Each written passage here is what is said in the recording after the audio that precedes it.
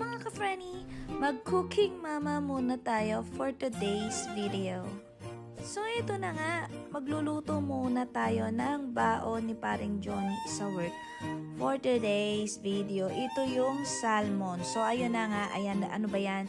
Nilalagyan ko na ng mga pampalasa yung salmon na yan. Nilagyan ko ng asin at saka mga paminta. And tinap-tap ko na rin yan para wala kunyaring tubig para manuot yung lasa nung spices sa salmon. Nagsimula na nga akong iprito itong salmon. And habang piniprito ko yan, ayan, nagsimula na rin akong magpitpit ng bawang. Yung parang pagpitpit sa'yo ng jowa mo kapag ka siya ay gigil na gigil sa'yo. Eme lang, joke lang yun. Diyos ko, naisingit pa talaga yon. So, bumalik na nga tayo dito sa pagluluto natin. Ayan na nga, naghiwa-hiwa na ako ng sibuyas para makumpleto na yung sangkap natin dun sa gagawin nating sauce para dun sa salmon. And ayan na nga, pinapakita ko na yung mga gagamitin kong sangkap para dun sa sauce ng salmon. Hindi ko nga alam kung anong tawag dito sa niluluto ko eh.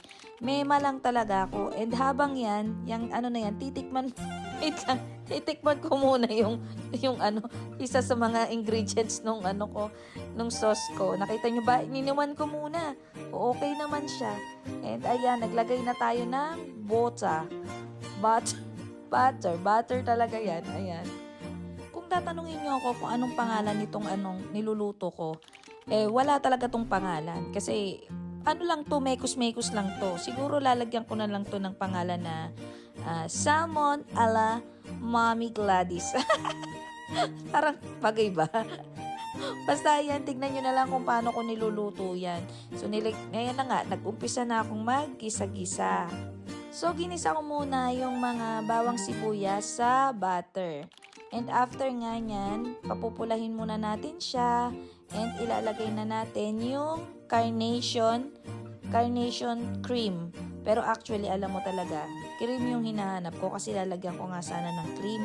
Pero nung nagulat ako, ano pa lang yan? Evaporated milk. Mali ako nung nakuha. Ang hirap kasi humanap ng cream dito sa mga groceries. So, pero mali ako nang nakuha. Nilagyan ko na lang ng fresh milk yung niluluto ko.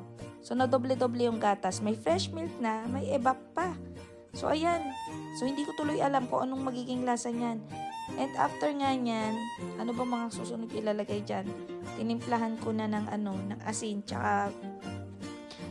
at saka pamintaw yung sauce niyan. And nilagay ko na rin yung cream at saka spinach dun sa niluluto ko. O, diba, healthy pa rin. Pero kahit mali ako nang nabili na hindi ko nasunod yung gusto ko na cream, evap yung nailagay ko, okay lang kasi masarap pa rin naman. Pinasarap ko pa rin talaga yan. So, nilagyan ko siya ng cheese. Grated cheese. Dinamihan ko yan para mas maging malapot tsaka malinamnam yung niluluto ko. Masarap naman yan kahit na nagkamali ako ng bili ng isang ingredients. Kasi dapat ilalagay ko dyan isang fresh milk tsaka isang cream. Kaso nga mali nga. Evap nga yung nakuha ko na carnation. Dapat dapat cream yun. Parang Nestle cream. Walang Nestle cream dito. Evap na lang. So ayan, nilagyan ko na lang siya ng grated cheese. Kaya masarap siya. Malapot-lapot and malinamnam. And pagtapos nga niya, nilagay ko na nga itong pinirito kong salmon doon sa ginawa kong sauce. So ayan, nilagay ko na siya para lumasa na yung sauce doon sa salmon. Pumasok na siya doon and ayun, mas maging malasa siya at malinamnam. And ayan na nga siya, kumukulo na and paluto na rin. Maya-maya ilalagay ko na rin yan sa baonan ni paring Johnny. O diba, ang sarap-sarap nung nung kanyang baon. Alam mo, na-feel ko yung pagiging pagiging housewife. O, talaga yung pag-prepare ng mga food niya, mga babaunin niya. Talagang F na F ko, madaling araw yan, ang aga ko kumigising. 3 a.m. para lang talagang ipagluto siya. Very good talaga ako ngayon. Simula nung lumipat kami dito, very good ako. Lagi ko siyang inaasikaso. So, ayan na nga. Patapos na ako sa aking ginagawa. Pinupunasan ko na yung kanyang baon. And ayan, nilagay ko na rin yung pasta na kanyang babaunin para siya ay may pang merienda sa kanyang office. For the sipag-sipagan talaga ako asikasuhin si paring Johnny. Talagang, ayan, Pinupunas-punasan ko pa yung baunan niya. Para kunyari, malinis. O, di ba? Yung pasta na nga na yan, si JJ talaga nagluto niyan.